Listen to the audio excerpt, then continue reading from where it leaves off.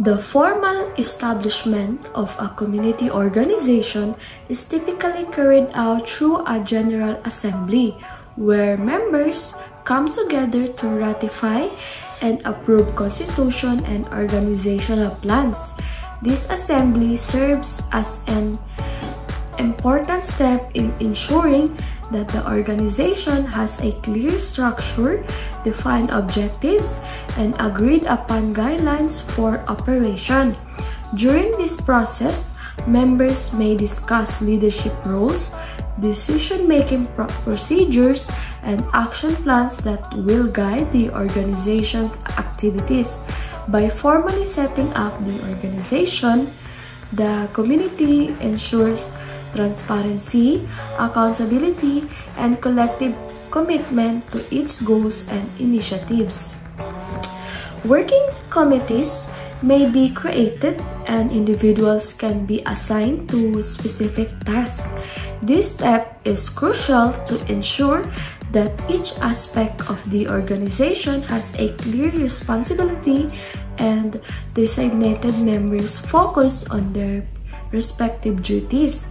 By properly distributing tasks, the community organization can operate more efficiently and systematically. This approach also helps strengthen cooperations and encouraging active participation from all members in carrying out community activities. Once the core group has been formed, the other members of the community can be invited to join and establish a community organization. The core group serves as the foundation of the organization, but for it to be more effective and sustainable, expanding its membership is essential. By involving more people, the organization becomes more inclusive and gains a stronger capacity to address various community issues.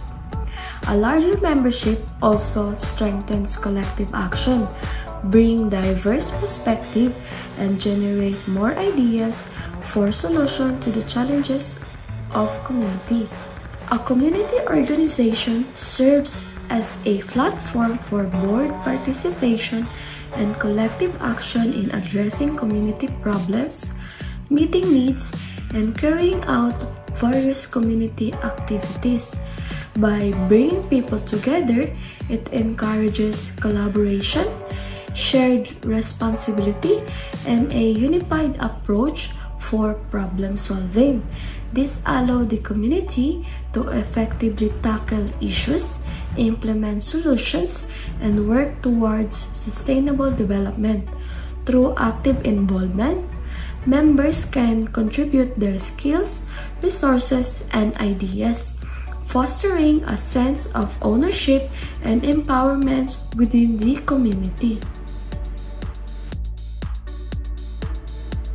Ang core group commission ay ang proseso ng pagbubuo ng isang maliit ngunit matatag na isang mamumuno sa ating community.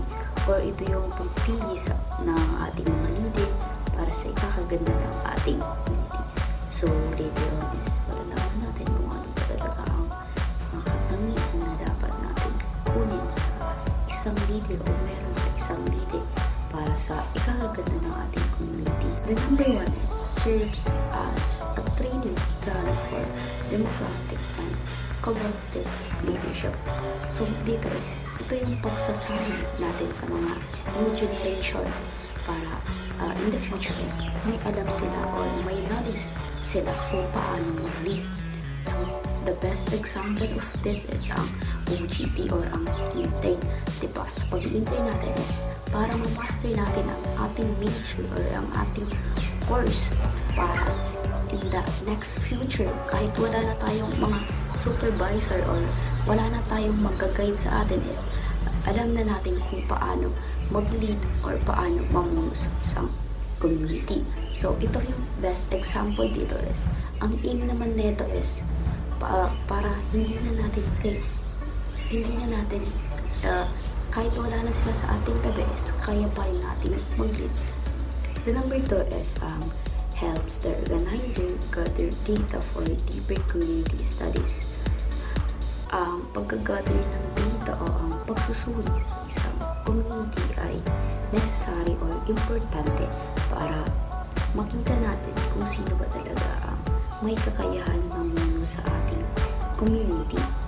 Like, for halimbawa, dito naman is kung ang project ng isang community is pagtatanim, so ang dapat natin kunin na leader is ang marunong tanim, since alam niya ang kanyang ginagawa. Kaya nagsabi ko kanina. So, sa madaling salita naman dito is kung pipili tayo ng leader is dapat may kakayahan para mag-leader and alam niya ang kanyang ginagawa kung mag-leader man siya at may knowledge siya about sa kanyang ginagawa. Number 3 is serves as model to attract other members of the community. Be a good role model, ika nga nila. Ang halimbawa naman ito ay ang programa na sinasagawa natin sa isang community. But in the first is wala masyadong sumasali doon sa project na yun.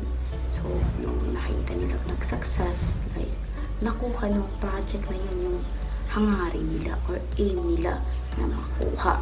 So, pagkalipas ng ilang months or year is marami na naginhaan nyo sumali doon. Naginhaan nyo ba sumali doon? Since nakita ng members ako sa isang community na nag-success, parang hindi naman sa nainggit, pero parang ano ng anak, gusto nila rin. So, ang halimbawa nito is, bago tayo magsasagawa ng isang project is dapat nasa sarili muna natin ang success o ang proseso para maginhanyo tayo na ibang tao na sumanib sa atin or maniwala sa atin. It ensures the sustainability of the organization and its development initiative. The last part is ito na yung strategy na gagawin ng isang community para mag-last or still kahit wala na sila doon sa community na yun is still gagana pa rin yung kanilang project na ginagawa. Like, for example is kung ang project nila is ang paghihiwalay ng biodegradable and non-biodegradable na basura. So, ang kanilang ginawang strategy is ang pagtuturo sa mga kabataan or sa mga bata na pagtamang pagtapon ng basura. So, ang strategy na kanilang ginagawa is maganda. Since kahit wala na sila sa community na yun is alam na ng mga bata ang tamang gagawin. So, kahit wala na sila is still may gagawa pa rin ng kanilang pinagpad. That's all for my report. Thank you po. A blessed day, everyone. Today, I will be discussing the important aspects of organizational and program project development. So, napakahalaga na maintindihan natin ito because organization and those working for community development play a major role in terms of improving people's lives. However, para mas maging effective, kailangan magkaroon ng strong leadership, proper planning, and of course, ang pinakamahalaga ay yung participation ng community.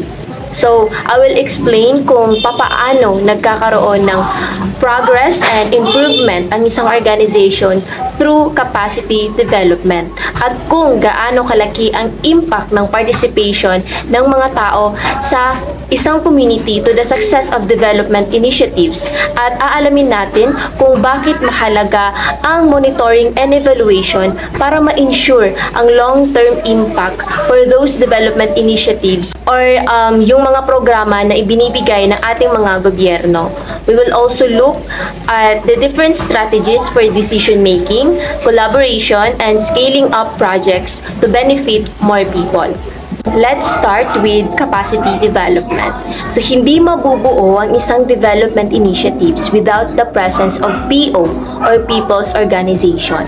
Ano ba ang People's Organization?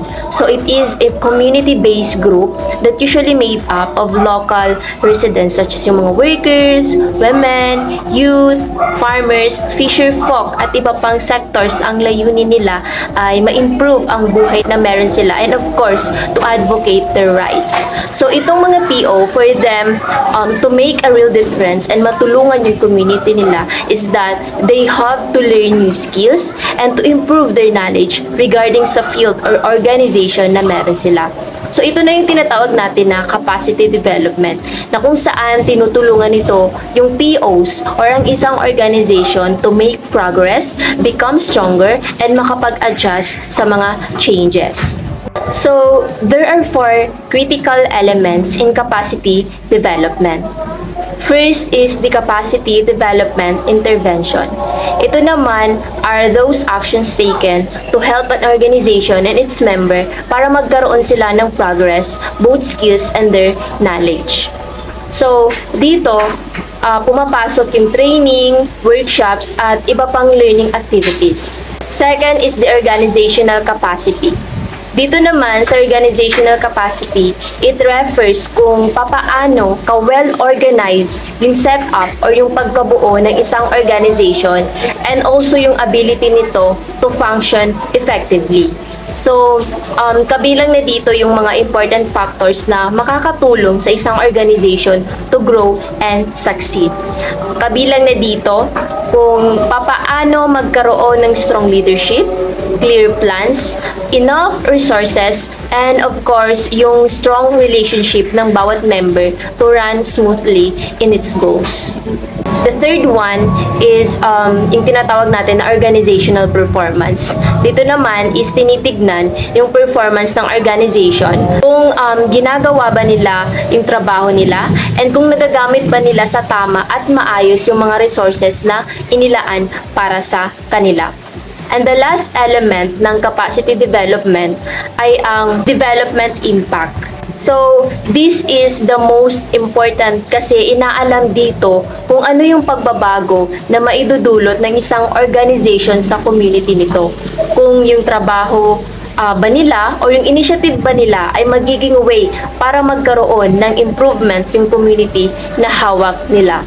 So, that's the elements of capacity development. Ngayon, in many communities, especially yung mga poor ones, yung mga important decision nila are often made by powerful groups or yung mga PO na kung saan at some point, hindi nila nabibigyan ng chance yung mga mahihirap sa community nila in terms of decision making. So, para mabago ito, dapat yung mga tao sa isang community ay magkaroon ng decision making skills so that they can actively participate in several programs. So, here are some important skills they need. So, first is strategic planning. So, kailangan nilang matuto in terms of planning and setting goals at matuto silang i-determine yung mga possible ways na ma-achieve nila kung ano man ito. Organizing, bringing people together, and assigning roles and responsibilities. Next is team building. Dito, kailangan ma-ensure that all members are working well together to achieve common objectives. The next one is program and project management. Dito naman is kailangan matuto yung mga tao in terms of planning, implementing, and monitoring initiatives development initiatives.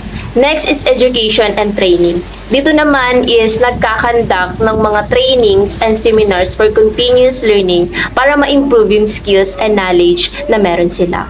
Financial resource development. Of course, kailangan ma-ensure na yung organization has enough funds para i-sustain yung mga activities para sa community. And last is networking. Ito yung isa sa mga skills na dapat na meron sila. Is that matuto sila in terms of connecting with other organizations, government agencies, and stakeholders for support na kailangan na meron sila. So, that's the 7 skills na kailangan meron ang bawat individual sa isang community. And now, let us proceed to participatory, planning, implementation, evaluation, and learning or PPIME and L. So, ang proseso na ito ay napakahalaga sa pagmamanage ng development programs and projects dahil in this process, minimake sure nito na ang mga tao sa isang community ay involved in terms of decision making. So, kapag ang isang organization or government ay nag-introduce ng development initiatives or program, meron silang sinusunod na two main approaches. So, these are the top-down approach and the bottom-up approach. These approaches determine how decisions are made and kung papaano kabilang sa process ang participation ng community. So, for example, may isang development initiatives or project na ipapatupad sa isang community. So, dito papasok itong two types of approach. So, the first approach is the top-down approach. So, sa method na ito, yung decision ay gawa at magmumula sa higher authorities, kagaya ng government o yung mga malalaking organizations. So, ibig sabihin, walang freedom yung community in terms of decision making. They are informed, but they don't have the right to decide. So, this type of approach can be efficient since it allows quick decisions, but then, maaaring hindi nito maa-address yung talagang pinaka-problema ng mga tao. So, yun yung disadvantage niya. Kasi nga, hindi yung mismong may problema o yung community ang gumagawa ng solution sa problema na sila ang humaharap. So, the next one or the second one is the bottom-up approach. In this method naman is opposite siya sa top-down approach. Dito kasi mabibigyan na ng freedom yung mga tao sa community na makapag-participate in every steps of development process. Kabilang na yung pag-identify ng problems na meron sila sa community nila. They also have the freedom to suggest solutions in planning and also dinibigyan sila ng pagkakataon mag-step up sa implementation ng project and also in monitoring and evaluation. So, kapag yung program is hindi sang-ayon sa needs nila, they even have the right to reject it. So, the key advantage of this approach is that the community is empowered. Hindi lamang sila tumatanggap ng mga decisions na galing sa iba, but then, they are also involved in shaping their own development. So, in this slide naman, it talks about how people's participation plays an important role in managing development projects. So, kapag ang community ay involved sa isang project na isasagawa, dumadaan sila sa tinatawag natin na cycle of participation. So, kabilang dito ang planning, implementation, monitoring, and evaluation. First step, which is planning, dito tutulong yung community o yung mga tao sa pag-identify ng problems and solutions. Then comes implementation, na kung saan they take action and work on the project. And after that, dito na pumapasok si monitoring to check if everything is going well. At ang pinakahuli is ang evaluation, na kung saan dito i-determine if yung project for them was successful and kung nakakapagbigay tulong ba sa problema na meron sila. And by that, malalaman dito kung may mga need pang dapat ayusin or i-improve dun sa project. So, ang importance ng monitoring and evaluation or M&E is that hindi lamang ito about checking the progress. It is also a way for people to learn and grow. It helps communities understand what works and what doesn't, making them more capable of handling future projects. So, there are different ways to conduct monitoring and evaluation or M&E. So, first is external evaluation. So, this type of evaluation is done by outsiders. So, halimbawa nito is yung mga consultants, government agencies, or yung mga experts na labas doon sa organization na nagsasagawa ng project. So, since hindi sila part ng organization, neutral lang sila and magpo-provide sila ng objective assessment. So, ang trabaho nila is isi-check nila if na-meet ba nila yung goals status ng project, and also if sunusunod ba yung organization ng proper procedures. Next is internal evaluation. Ito naman is a self-assessment siya done by members of organizations. So, ang responsible sa pag-evaluate ng project is yung mismong members, since sila yung may alam dun sa project and they can analyze their own work. And the third one is the joint evaluation. Dito naman, ang pag-evaluate sa project ay isinasagawa ng both members ng organization and yung outsider na validator. So, combination siya ng external and internal validator. So, this method allows for a balanced perspective, combining the deep knowledge of internal members with the objective view of external evaluators. So, now let us proceed to consensus building. So, when we say consensus, ibig sabihin is pagkakasundo or pagkakaisa. So, isa siyang process din ng pagtulong wherein dito is sinutulungan niya ang mga tao na makapag-agree sa isang decision making na para sa ikakabuti ng lahat. So, kadalasan, nangyayari ito kapag merong iba't ibang opinion, interest, and priorities ang bawat isa. Ngunit, kailangan nilang mag-work together to solve problems or the situation. So, when working in a community, para mas matulungan yung mga mahihirap sa isang community, yung mga CO workers natin, or the organizations must collaborate with other agencies for some supports. But then, itong mga grupo na ito ay maaaring may iba't ibang opinion ang bawat isa or interest na kung saan maaaring magkaroon ng hindi pagkakaunawaan. So, to build consensus, involved dito yung mga open discussions and listening to different viewpoints. Dito kasi, piniprevent na magkaroon ng conflict between different sides nang sa ganun, ma-ensure that decisions are fair and of course accepted by everyone involved. So now let us proceed to the different ways to involve people in making decisions, planning, and working together. So, this following method, ini-ensure nito na magkaroon ng boses ang bawat individual na apektado sa mga development initiatives o programa sa kanilang komunidad. Una, meron tayong sharing information. So, ito yung pinaka-first step na kung saan dapat yung mga informations na ipinapaabot sa community ay maintindihan nila. So, this means kapag kapapasok sa isang community at magbibigay ng information, much better na ang gamitin na language ay yung local language nila, for them to understand easily the information given. Since minsan, yung iba, walang kakayahan na intindihin yung information gamit ang ibang languages. So, magagawa itong information sharing sa pamamagitan ng paggamit ng mga flyers or sa seminars and also public meetings and even in social media.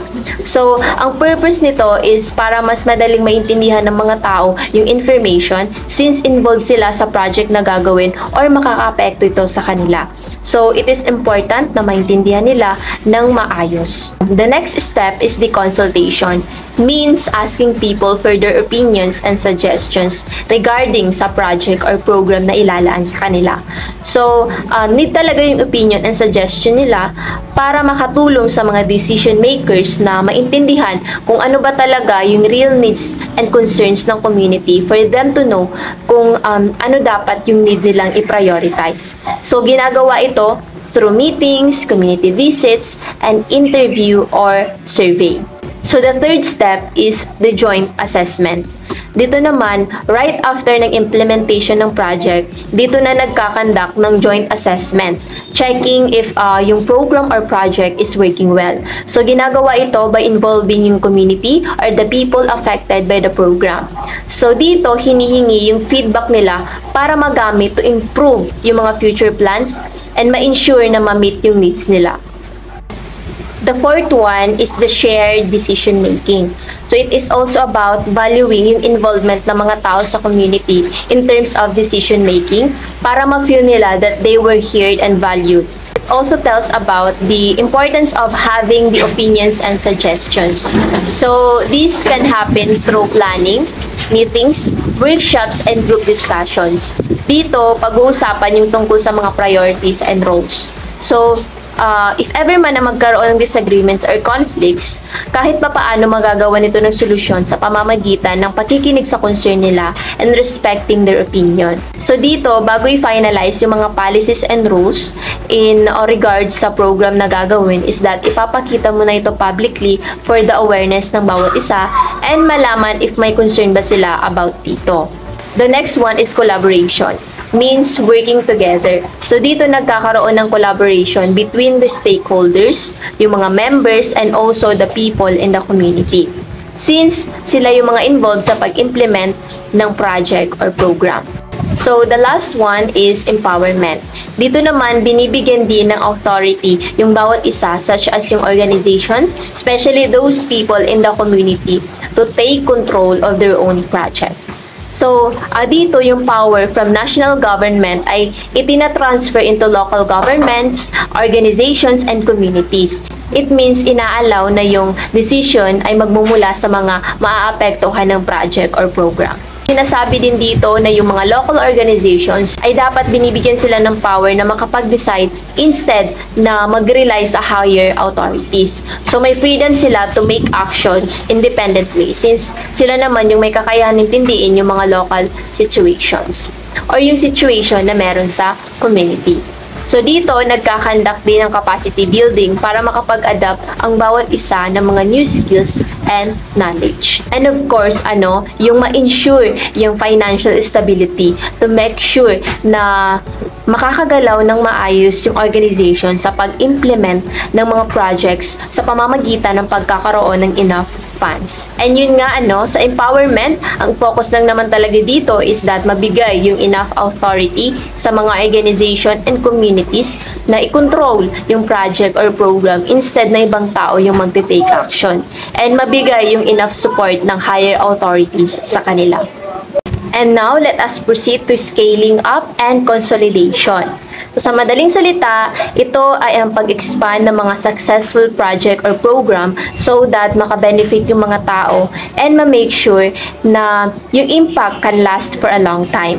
So, let's imagine na ang isang organization ay nag-start ng small project lamang sa isang community. Tapos, naging maganda yung impact niya sa mga tao and nakabenefit sila dito. So, instead of keeping it small, gusto natin na mag-grow ito. Pero, paano natin ito gagawin? So, dito na pumapasok si scaling up. So, there are two ways para ma-scale up ang isang project. Una ay meron tayong horizontal scaling up. Dito naman, kapag naging successful yung project or yung isang program, ay ang ginagawa ng isang organization is that ini-expand nila ito sa iba pang communities. Dito, yung program or yung project is still the same. Walang mababago. May introduce lang siya sa ibang community kapag nag-success or maganda yung impact nito doon sa unang community. So, for example, yung isang feeding program ay natulungan yung isang community. Naging maganda yung impact sa mga kabataan. So, dito, ang horizontal scale up ay sisimulan rin na gawin or introduce yung feeding program sa iba pang communities para makabenefit din sila since maganda yung impact niya sa unang community. So, the second one is the vertical scaling up or growing higher. Dito naman, involved na yung mga bigger organization like the government or international groups para ma-support na ma-continue yung isang project. Kumbaga, it's about going beyond to the local communities. Dito, instead of spreading the project to more places katulad sa horizontal scaling up, dito ang ini-aim is to make sure na yung project ay maging part ng bigger system or maging officially government program na siya. Like magkaroon na ng mga laws, policies, and even makatanggap ng international support. So, kagaya ng example kanina na successful feeding program ng isang organization sa isang community. Kung sa horizontal scaling up is ini-spread yung program sa iba't ibang communities, dito sa vertical scaling up, kapag naging successful yung program, is ini-involve na yung government so that makapag-provide sila ng enough funds para sa program. And also, magkaroon na ng mga policies and laws. Kumbaga, magiging isa siya sa mga official program, hindi lamang sa mga communities, kundi sa buong bansa. So, that's the difference between the two types of scaling up and consolidation.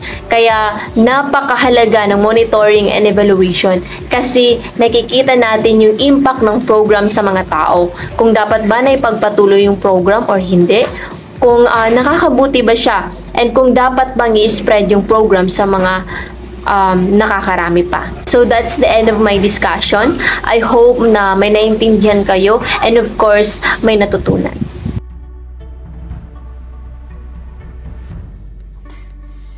Assalamualaikum everyone, good day po sa ating lahat. I am Ali Akbar Anil and this is the continuation of our discussion in the group 1. So sabi dito, from the very start, during leveling of expectations done, nagkaroon na ng mas maayos na explanations ng expectations between workers and community. Through proper interactions, through proper explanations and consistent interactions, mas naging aware ang community people para sa kanilang role at kung paano sila makaka-contribute ng tulong para sa kanilang mga partnership. The partnership between the community people and community organizer is generally characterized in the following ways. Number 1, community organizer complements the community people on areas of development work. Ibig sabihin, may mga bagay sa development work na hindi pa kayang gawin ng community ng mag-isa. Dito pumapasok ang community organizer para suportahan sila sa mga bagay na kailangan nilang matutunan at kailangan nilang palakasin. Second, over time, the community people gradually manifest growing competences to perform expanding shared social responsibilities of pursuing development initiatives and managing development projects. So, ibig sabihin, meaning, habang tumatagal, unti-unting lumalakas ang kakayahan ng community para mag-manage ng kanilang sariling projects at development initiatives. Natututo silang maging mas independent at may mas malaking role sa social responsibilities ng kanilang lugar. Third, a dynamic process of participation, social learning, and empowerment get to be institutionalized. So, natututo sila mula sa kanilang experiences at nagkakaroon ng empowerment. So, dahil sa prosesong ito, nagiging mas aware ang community, mas committed sa kanilang responsibilities at may kakayahan para i-sustain ang kanilang development projects. Sa participatory at integrated development naman, nagiging matatag at self-sustaining ang kanilang community. So, that's my topic only.